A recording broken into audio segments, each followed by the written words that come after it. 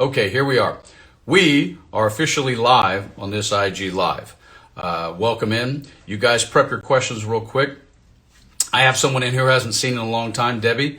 And what's up, Will? There's a very distinct reason, shocker for me, why I want you guys to make sure you follow over at the Actor MBA. Everything will slowly get pushed over there. And while many of you have been along this journey for the last 6 or 7 months with me, I really started it back in December of 2020 when we were about 9-10 months into the pandemic. Hey, Cassandra. And my good friend PaulJackson, who was a lifetime member of the Actors Network, is the gentleman who I lovingly say is responsible for saying, hey, man, you have to go back and do this. He said in the time that the Actors Network has been gone as a physical location in West Hollywood, there's a whole bunch of folks in this space that, in his opinion and in certain ways for me, that just shouldn't be. So I am back, although in this platform, digitally, you guys, this is very different. Cassandra wasn't a member of the Actors Network, and as Richard comes in, Richard wasn't a member of the Actors Network, but it was very different for me, for those of you who were, to come up with topics and discussions and have industry guests in and do what we did that made the Actors Network a winning organization. It's very different to do it in this space, on a phone, on a platform. And so what you're going to find over at the Actor MBA on this account and TikTok, which is why I want to make sure you guys go over there and follow that. This is the last one I'm doing here, is because we learn differently through this kind of mechanism. And now I am not able to be in the presence of Richard or be in the presence of folks that I don't personally know. And it's the reason why I'm taking the tact and the angle now that you're going to see with what I put up over at the Actor MBA. Okay, so here we go, guys. Thanks for coming in. And someone please type in a scenario, a question, an issue you're dealing with in your career right now. I got pencil in hand, and let me do my magic on whatever it is that you are facing. Otherwise, you're just going to have to listen to me talk for a few minutes about what I am doing over in the Actor MBA. And quite frankly, if a picture's worth 1,000 words, then a video is worth 10,000. So in the first 4 I've already posted over there, and I'll be posting another one today. You will begin to see the feel and vibe of what I'm doing over there. But this live is about wanting to help you guys with situations and scenarios. And if somebody doesn't type me one in just a few minutes, I'm going to give you one that just came up, which can be somewhat common, but I'm only gonna softball you one, because the last thing I want to do is take anybody's time in all of our busy lives if we don't have a collective set of questions and issues to address today. It's totally cool if we don't. It's absolutely fine. But recently, and Alana will be laughing while I say this, but at this point today, as we sit here right now, I have had 48 representatives in my career. And good timing. Thank you, Kimberly. I will save that for the next dead space, but here we have one, guys. What gets me through the dry spells of auditions and or bookings? Awesome question. Probably will become a subject of your newsletter for Get to Carolyn Berry Studios. It's an awesome question. And, Kimberly, I can answer that in a lot of ways. Ironically, I just got back from going to Europe, which is one of the things that helps me get through is traveling. But that's not something, obviously, we can do all the time because I'm not a millionaire. However, it is an extremely, to me, individual question because we all have hobbies. We all have things that we do. Most people who know me know that I played golf at a really high level, and I'm still a golfer to this day. I played hardball baseball for close to 13 years out here as a form of escapism and as a form of keeping myself mentally healthy. What's up, Merrick? Good to see him, M squared. Those are some of the things I do. However, I did meet a guy years ago, and this was something that actually struck me. I'll never forget him. So when that question comes up, Kimberly, I immediately go, I'm not going to out him, but I'm immediately go to a guy who said to me, this is 2 decades ago. And the irony, Kimberly, in your question is I met him because of Carolyn Berry. I remember that because I have goofy Rain Man memory. And he said to me, and I remember how hard it struck me, he said to me, every day when I don't have an audition, I die a little bit. And I was like, ooh, yikes. That's a harsh thing to have inside you. I understand why we have it inside us, but holy shitballs, that's a tough phrase to try and process every single day, much less how much space happens between bookings. And typically, especially when we're earlier in our career or our careers are much longer. So for those who are watching that may be early, and by early, guys, just so you know, my early in your career is 0 to 3 or 4 years. Same length as getting a bachelor's degree, because a bachelor's degree guarantees you nothing. Long in your career is going to be 7, 8 plus, maybe double digits, 10. So it gets harder and harder sometimes because we all go through them. We all go through periods when we don't audition a lot, and we certainly don't necessarily book jobs, because even a good booking ratio is 5%, 10% tops. So we naturally don't get 90 to 95% of what we read for.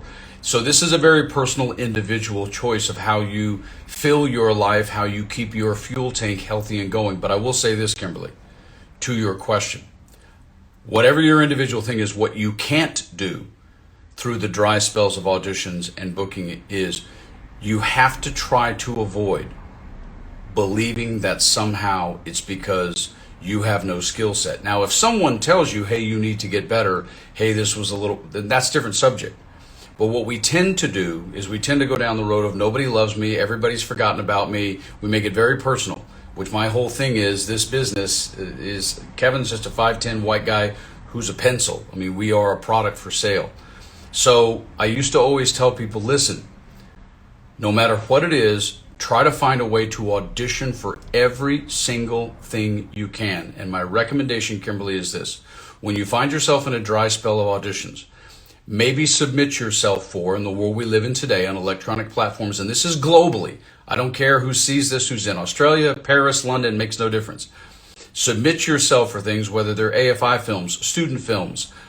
You can even submit your things, because I'm a big union guy, but you can choose to submit yourself for something that either the union status is unknown and or it's non-union. You don't have to accept the job, but utilizing the process of making sure you're auditioning as much as you can commonly, even especially now through the COVID period of time that we're in, because so many of our auditions now are in this way. They're an electronic interface, which I can't stand.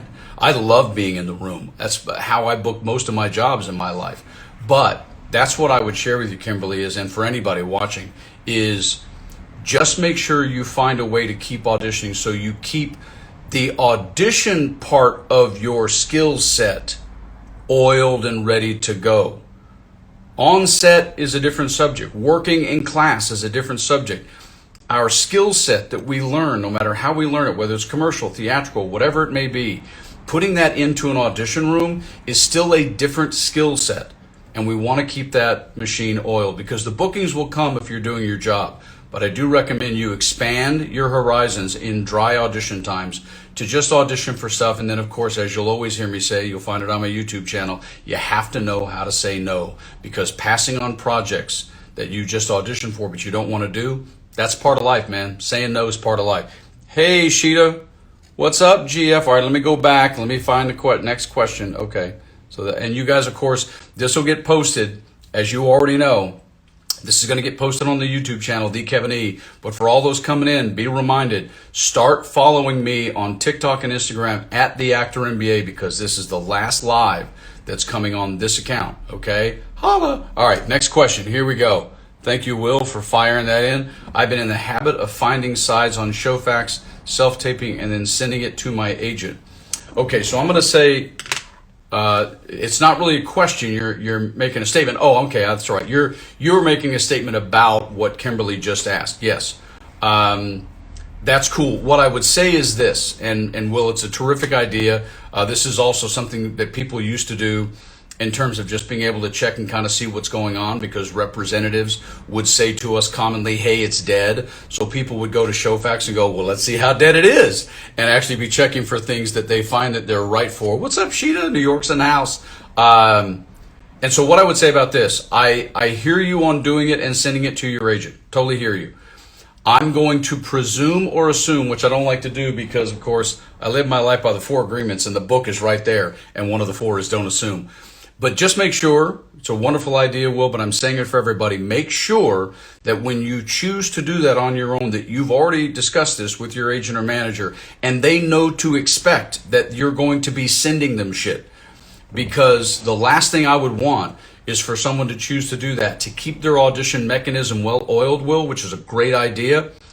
But at the same time, there's always a part of us, because we're human, who wants to hear something back from them about what we've sent. Yes, and this is something you're going to see if you go over to the Actor MBA and just watch the first 4 that I posted, plus the one I'm going to post today. You're going to start seeing why I say this, because it's the very first part of the program I'm now building. Because there's a part of us that always we want validation as humans. That's a human nature. I would say it's times 100 for this community. And everybody remember, I am never speaking at you. I am speaking beside you and with you, okay? I'm just a longtime veteran, but I'm still human, and I'm still a Pisces, and I'm still an artist and a goofball.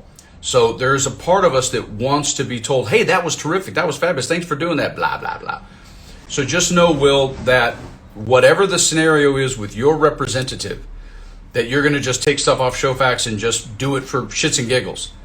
Just make sure that you understand in your relationship with your representative what to expect from them when you send it in. Be it whether they watch it all, they're happy that you're doing it, they'll eventually get to it, and whether or not you expect or they are going to choose to give you any feedback on it. I just want, as it is with all relationships in life, intimate relationships, etc., you have to know the guidelines of the playing field that you are on. And actors have got to know their playing field when it comes to their representatives. Now, I don't have another question popping up. I hope I do. But since, Will, you just handed me that salvo and I get to go right back into representatives, then I'm going to pick back up on the one that I was doing right when Kimberly first asked her question, which is the fact that I just recently had to make another representation change. And see, whoop, there you go, Alana. Alana got it in there before I said it. I'll come back to it, don't worry. Okay, here we go. Miss Alana. Whee! In the post-COVID era, when many people are still working from home, yes, and they will continue to, is electronic marketing better than snail mail? Are electronic postcards better than odd-size mailers? Okay, so, and then how do you find your email addresses? Okay, so that's a kind of a 3-part question. Again, and there are people here in this live who don't personally know me, so let me clarify for everyone who doesn't know me well or wasn't a member of the network. Please know that I'm the guy way back in 1991-92 who first came up with what we call odd-size mailers. All it was a way to send your actor information and your image, not in an 8x10, as an 8x10 photo in a 9x12 envelope. So it would enhance the likelihood, 3 of my favorite words, should be a hashtag, enhance the likelihood that it would get open. Example of that here. Here's a piece of cardboard. What size is this? If this was in an envelope and it showed up at your house, even today, what do you think that is? Looks like a wedding invitation. What it is something curious that you wind up opening. So that's what an odd size mailer is, just so everyone knows to address this question. And the bottom line is, Alana, is like, yeah, you're not wrong. I'm not telling you that you're not wrong. I am sharing with you, however, that there is a really wonderful, valuable thing in this world, especially in the United States, but I'm sure they do it in other countries as well, that if you were to send something to, say, a casting director as an odd size mailer, okay, whether it's this or a business size envelope, and you sent it to the studio where the production office is for a TV show or film that you know, 100%, you know they are casting, you know what the studio will do if they're working from home? Forward it to them. That's what they'll do, because that's what we do with mail. And or they have a mail envelope, and that casting director, or whomever it may be, will eventually come in and look at that. Again, it may not be quick and fast, but that's not the goal of odd-sized mailers. So you have that. The other issue that you bring up has to do, I'm going to always stay away from the word better. And the reason why I stay away from the word better was the same reason why I have been discussing a subject I came up with many years ago, called The Answer. I did this as a webinar 10 years ago, okay? Because we are always looking for an answer that gives us a guarantee. And this business is not 1 + 1 = 2. It never has been. It never will be. So I'm not going to use the word better. That's like, who's the best photographer? Who's the best teacher? Guys, I talk about this shit all the time. There's not one. It's not about better, Alana. It's about percentages. Life is far more subjective and nuanced than not only have we decided to make it in the last 5 or 7 years politically or as a human. It's far more nuanced than that. Because the question always becomes, which is the same question for our self-tapes, is, did they even watch the shit? So electronically, even if you sent it and got their email address from IMDb Pro, or you found it in the general public domain using Google, or you got it from a friend, however you may have gotten someone's email address, the truth of the matter is, when you send that email, first of all, does it wind up in their junk and they never see it? That's possible, because they haven't necessarily whitelisted, the ISP, Internet Service Provider, hasn't whitelisted your email address. And or even if they get it, even if they clicked on it, did they even look at it, or they just get to it and hit delete? So I won't use better, because we cannot guarantee that even if you have one's email address, and even if you saved the money and sent them something convenient, did they even bother to see it or look at it? And the answer is, I don't know. What up, Jose? So I don't know, Alana, but my point would be, overall to that question, which is a wonderful scenario, would be the following. Do both. Again, it's an old phrase, because a lot of people who know me know that I was a semi-professional card player for, 14 years? And I'm a very casual, healthy sports gambler.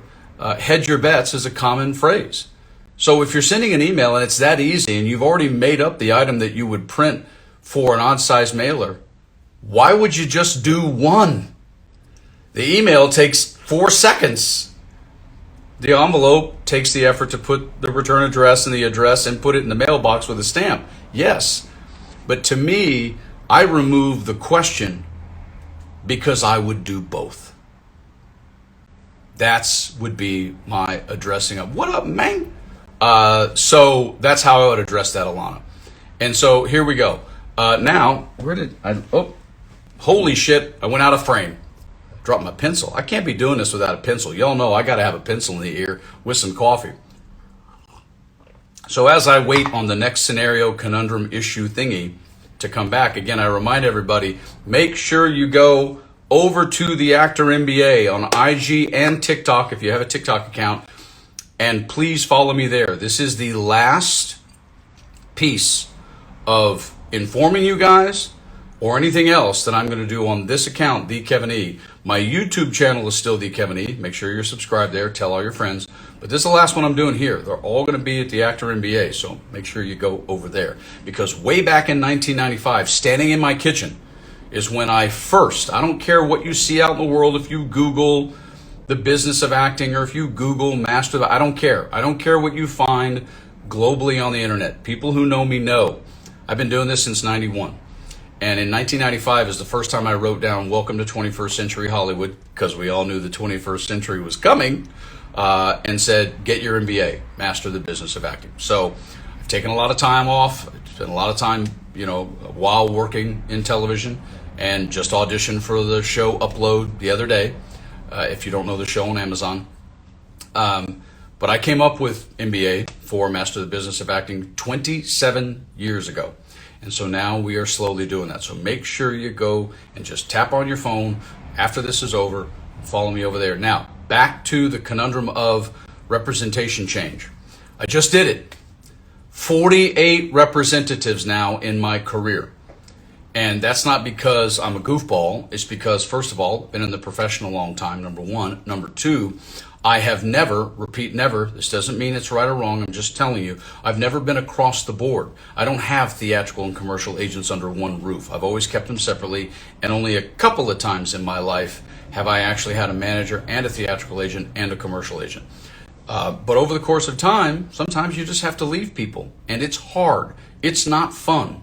But if you get to the place where you're at, then you should be already looking for a place to go and trying to create meetings while you're still represented. And you should also talk to your current representation and go, hey, what's the story? What's happening? What's going on? What's not going on?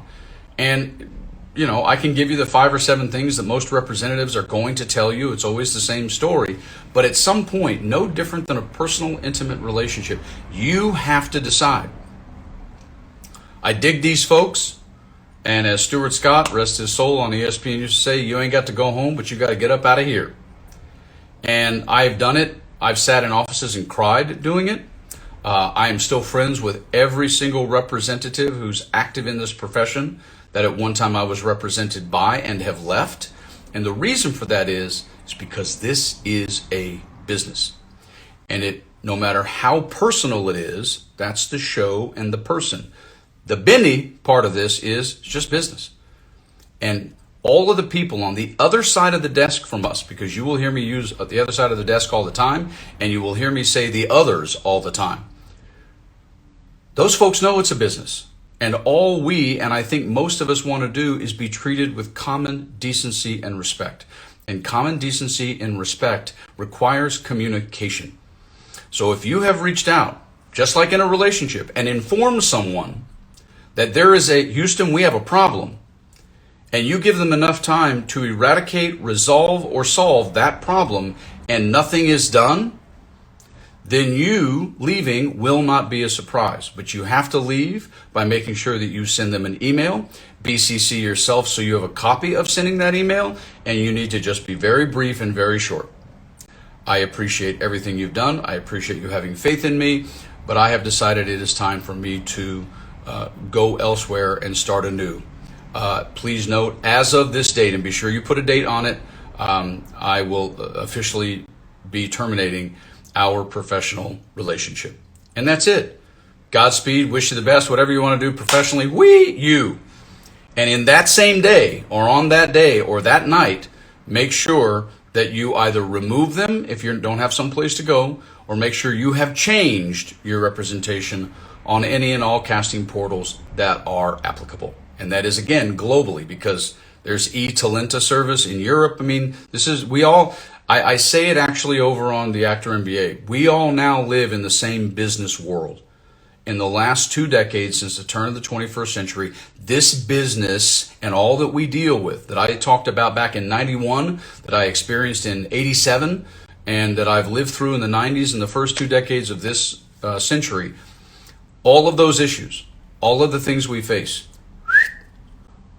happen to all of us. It doesn't matter what language you speak or what country upon and in which you reside. So it's all the same. Now, Debbie, you just was in the process of getting representation, still the same post-COVID? Yeah, I will answer. I will present that question, Debbie, this way.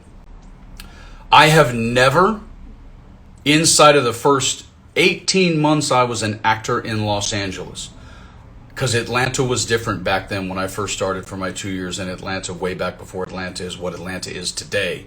I have never, and I will never, and I do not recommend that anyone ever view representation as having anything to do with the time of day, the day of week, the month of year, or because we're in a pandemic. There's a reason I say that. That does not mean that it's not affected by that, because it is. I agree with you. COVID affects representation's thoughts on, do we drop or take on new? Absolutely. Back in the day when there was a clear pilot season, which there isn't as much, but even still, end of the year, Sundance, United States of America, will representatives use that excuse as a reason to not meet with you, take on someone? Of course they will. And now you can shove all of that aside, Debbie, because here's the deal. This is no different than, and I make a joke for you guys who don't know me, I've been doing this for decades. I make dating jokes all the time because a lot of what we experience as humans in terms of attraction, don't care who you're attracted to, means nothing to me. But a lot of the excuses that we get in human attraction, personal attraction, whether it's, would you like to dance out at a club, doesn't matter. When you get an excuse of like, oh, I'm so tired and hot, that's just a no. I've been saying it to men for years. Guys, when she says no to dance, that's no for the rest of the night and forever. It's not until like 2 hours later. Just no. So it's hard for us, Debbie, but the truth of the matter is I have learned when somebody is interested in you and having you as a client on their roster, and I can speak for the 100 representatives who are friends of mine, the people who have been doing this a long time along with me from that side of the desk, they'll have the same answer if you had them in private, in quiet, and it wasn't being broadcast. They don't give a flying shit what time of year it is, what day of week it is, and what the hell's been going on. If a submission comes across their desk, in whatever that means, comes across their path in the dog park, I don't care. If they look at you and think, yeah, they will reach out, respond, reply, or book a meeting. Full freaking stop. They will. Because nobody wants to miss what they feel in that moment is an opportunity to get a client that could be helpful to their company and that they want to work with. Whether that's just based on a picture, a demo reel, I don't give a shit. They're not ever going to skip that. Ever.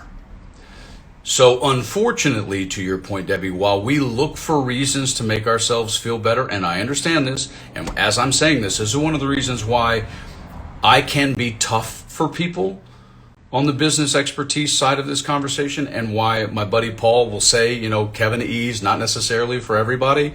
And I'm okay with that because I'm telling you the truth. I'm telling you the stone cold truth, and I'm doing it for free. The truth is, no representative will ever let somebody walk by them, no matter what time of day, no matter what era we're in, if they think, I can make money with them. Not a chance in freaking Hades will that happen. All right, guys, I'm going to take one more question because I kind of finished my representative thing. And the bottom line is, to finish that comment up about leaving somebody, guys, you just have to move on. I'll say this. Norman Lear just turned 100 years old. I'm sure some of you guys know that, some of you may not. But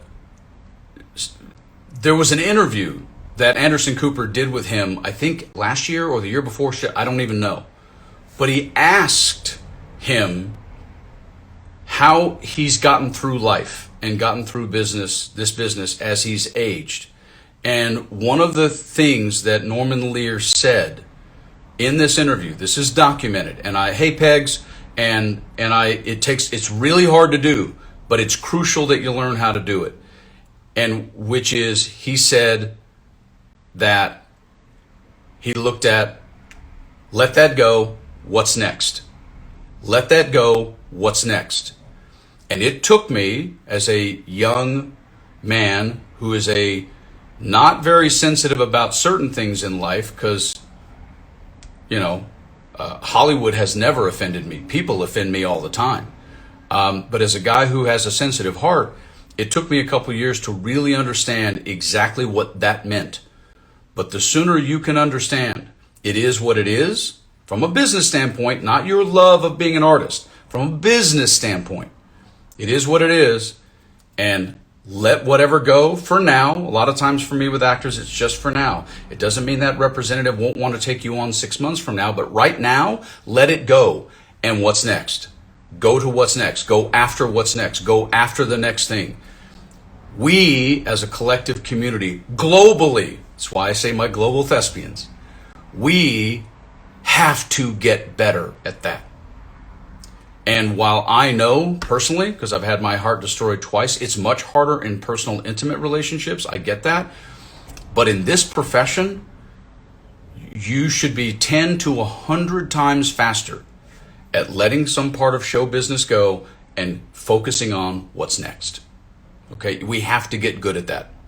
I love the guy that's at the company, the agency that I just left, and we are friends, and we will always be friends. But I gave him integrity and professionalism and his due, and I let him know this would be potentially coming over the course of time. And eventually, I just made the decision. But I also called him on the phone, because that's what you do when you are professional and you are friendly. You speak, you confirm with an email, and you move the hell on to what's next.